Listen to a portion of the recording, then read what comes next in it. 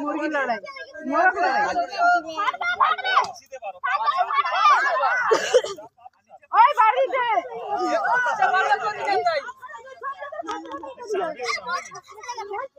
সে যে পালা গানি সেটা তার ইচ্ছা, বাড়াইলে গেছিল ফেটেবি।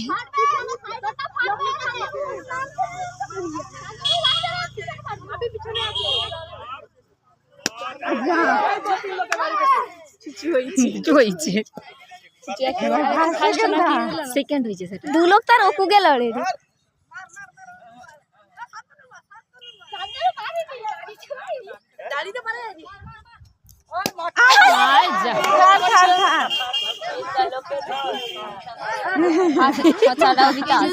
লোকের প্রতি হিংসা করা যাবে না।